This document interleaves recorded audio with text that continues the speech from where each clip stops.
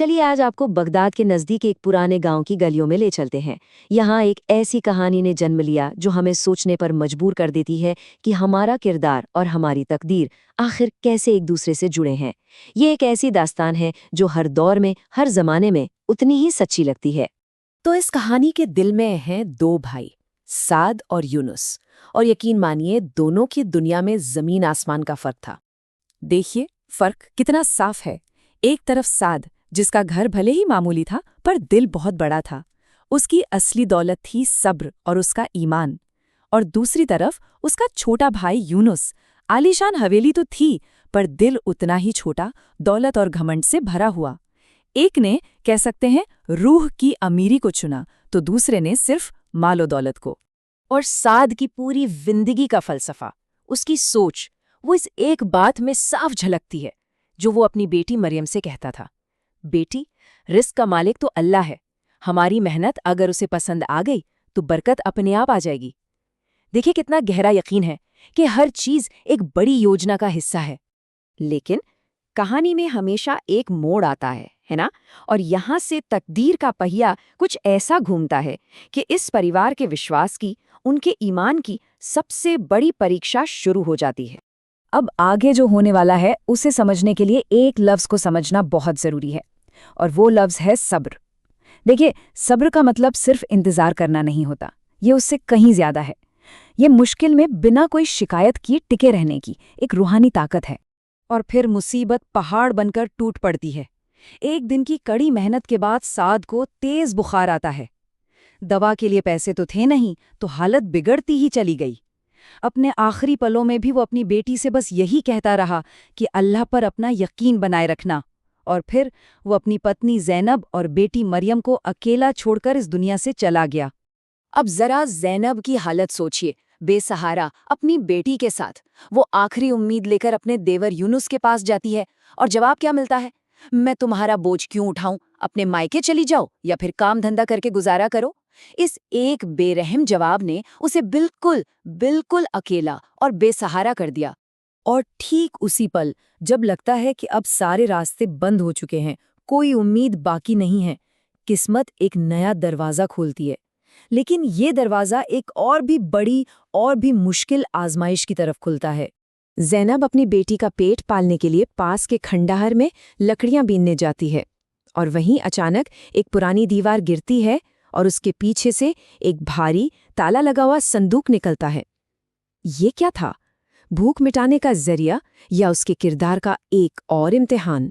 मामला तब और भी ज्यादा पेचीदा हो जाता है जब ज़ैनब देखती है कि संदूक पर तो सुल्तान की शाही मोहर लगी है।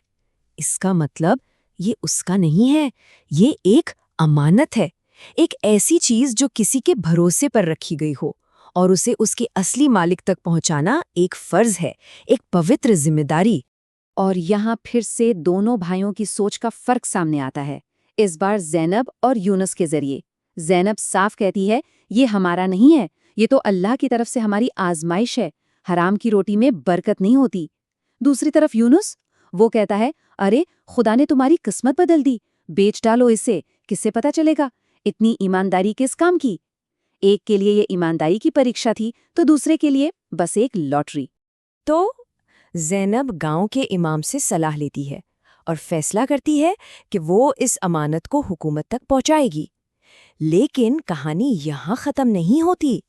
असल में ये सफ़र अपने आप में कई इम्तिहानों से भरा हुआ था, और उन्हें इस बात की जरा भी भनक नहीं थी कि कोई है जो उन पर नज़र रखे हुए है, एक आम सा मुसाफिर जो खामोशी से उनके हर कदम, हर फैसले को देख रहा था। अब देखिए रास्ते में क्या क्या होता है। पहले तो उन्हें सोने के सिक्कों से भरा एक थैला मिलता है। ज़ैनब क्या करती है, उसे एक पेड़ से बांध देती है ताकि जिसका हो वो ले जाए। फिर एक धोखेबाज मिलता है जो कहता है, मैं जादू से इस खजाने को 2 गुना कर दूंगा। ज़ैनब साफ मना कर देती है, कहती है, मेरा यकीन अल्लाह पर है, जादू टोने पर नहीं। और आखिर में एक सौदागर मिलता है जो संदूक की मुंह मांगी कीमत देने को तैयार है। लेकिन ज़ैनब का जवाब वही था, अमानत बिकाऊ नहीं होती। मतलब हर बार लालच के सामने ईमानदारी की जीत हुई। और आखिरकार ये सफ़र ख़त्म होता है सुल्तान की अदालत में, जहां सबसे बड़ा और सबके सामने होने वाला इम्तिहान ज़ैनब का इंतजार कर रहा था। अदालत में पूरा ड्रामा होता है। ज़ैनब अपनी सीधी सच्ची कहानी सुनाती है, तभी यूनुस अपना आखिरी दाव चलता है, एक नकली दावेदार को जाली कागजात के साथ पेश कर देता है।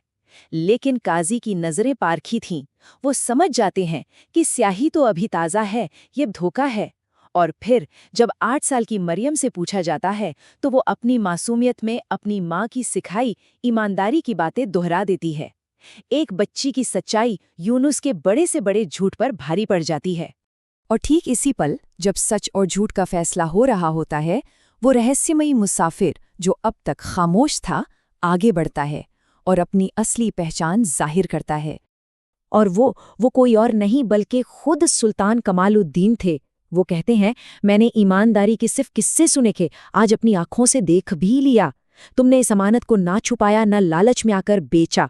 यही एक सल्तनत की असली ताकत है। सोचिए, वो पूरी आजमाइश के खुद गवाह थे। तो सवाल ये उठता है कि इस पूरी कहानी का निचोड़ क्या है? ईमान, किरदार और किस्मत, ये आखिर आपस में कैसे जुड़े हैं? देखिए, कुछ बहुत ज़रूरी बातें हैं जो ये कहानी हमें सिखाती है। पहली, कि असली दौलत सोना चांदी नहीं बल्कि हमारा किरदार, हमारा सब्र और हमारी ईमानदारी है। दूसरी, तकदीर भले ही ऊपर वाला लिखता है, पर उस तकदीर के रास्ते पर चलना या भटकना ये हमारे फैसलों पर है। तीसरी बात, मुश्किलें और लालच सज़ा नहीं होती, वो तो हमारे अंदर की ताकत को परखने का एक मौका होती हैं। और आखिर में, ईमानदारी का इनाम हमेशा पैसा नहीं होता, बल्कि इज्जत, सुकून और सम्मान होता है। तो ये कहानी हमें गहरे सवाल के साथ छोड़ जाती है। तकदीर तो लिखी है, पर हमारे फैसले, हमारी नीयत उस लिखी हुई इबारत में रंग कैसे भरते हैं? हमारी मंजिल शायद तय हो, पर उस मंजिल तक का सफ़र कैसा होगा, ये तो हमारे आज के चुनाव ही तय करते हैं।